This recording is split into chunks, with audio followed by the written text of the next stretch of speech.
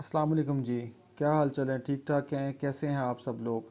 अच्छा, आज मैं आपको बताने वाला हूँ एवोल्यूशन ऑफ मनी के बारे में, कि जिसमें सबसे पहले आप लेफ़्ट साइड पे देख रहे होंगे कि बार्टर सिस्टम था, कमोडिटीज़ का दौर था, कमोडिटी मनी उसका दौर था, जिसमें एक जो ख़रीदार है और बेचने वाला है वो चीज़ों के बदले में चीज़ें ही एक दूसरे से एक्सचेंज करते थे, बदले में ले लेते थे। जैसे कि किसी के पास अगर कोई चावल है और वो गंदम लेना चाहता है, तो वो आपस में चावल और गंदम की एक्सचेंज कर लेते थे, उससे एक दूसरे से वो चेंज करते थे। तो इसकी ये बार्टर सिस्टम के बाद फिर एक ट्रांजिशन पीरियड आया दुनिया में। दुनिया ने गोल्ड को जो है ना एज ए करेंसी इस्तेमाल करना शुरू किया, और इसी के साथ साथ फिर गोल्ड के सिक्के, मेटल कॉइन्स वगैरह बनाने शुरू किए। फिर मेटल कॉइन्स और चांदी के कॉइन वगैरह ये काफ़ी देर दुनिया में चलते रहे। और हम हिस्ट्री पढ़े तो हम लोगों को काफ़ी इसके बारे में पता लगता है कि ये गोल्ड के कॉइन और चांदी के कॉइन काफ़ी इस्तेमाल होते रहे।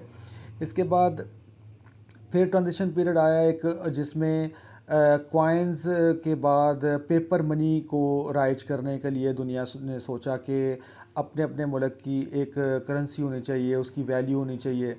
तो फिर पेपर मनी जो है ना वो आ गई, और इस पेपर मनी को दुनिया में राइज करते करते तकरीबन 100 साल से ज़ायद का अरसा लग गया कि तमाम मुल्क इसको किस तरीके से एक्सेप्ट कर रहे थे, या किसी ने एक्सेप्ट किया, किसी ने नहीं किया।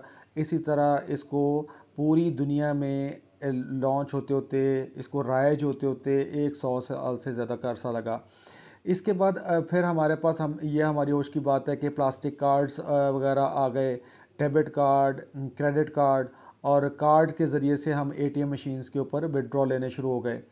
तो इसके साथ ही साथ हम लोगों को बैंकिंग की तरफ से ये भी मजबूर किया गया कि बैंकों में ज़्यादा रश की वजह से आप अपनी एप्लीकेशंस यूज़ करें। तो इलेक्ट्रॉनिक मनी का दौर आ गया बैंकों की जो है ना वो रश कम करने के लिए बैंकों में।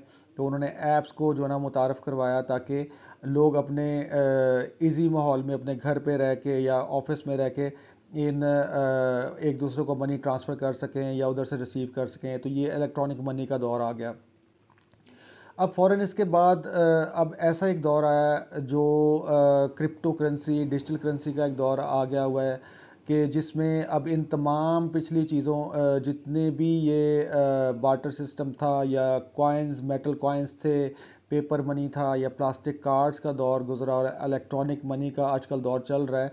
लेकिन अब इसकी भी एडवांस एक डिसेंट्रलाइज्ड फाइनेंस का जो है ना पूरी दुनिया में ये दुनिया सोच रही है कि डिसेंट्रलाइज फाइनेंस होना चाहिए।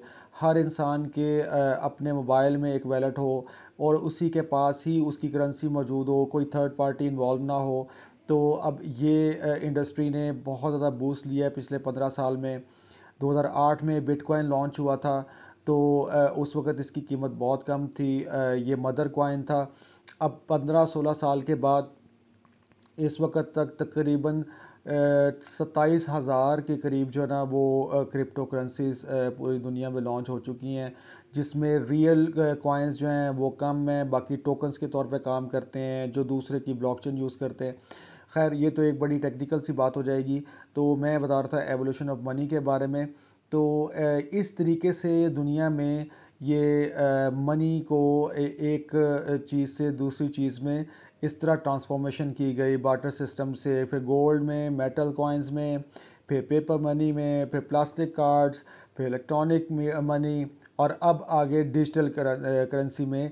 ये सब दुनिया जो है ना वो इस तरफ राग़िब हुई हुई है, इस तरफ जा रही है।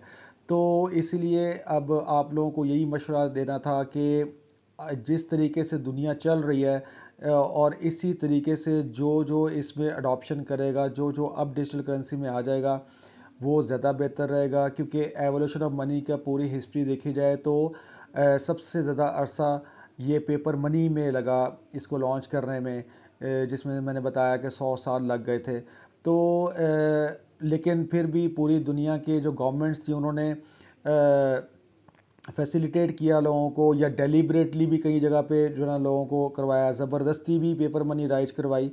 तो ज़बरदस्ती करने से बेहतर है कि दुनिया जिस तरफ मूव कर रही हो तो इंसान को हमेशा उसी तरफ मूव कर लेना चाहिए। तो डिजिटल करेंसी जो है ना अब ज़्यादा एक बहुत बड़ी इंडस्ट्री बन गई है, तो इसके अंदर ज़रूर पार्टिसिपेशन करनी चाहिए। आप लोगों का बहुत शुक्रिया।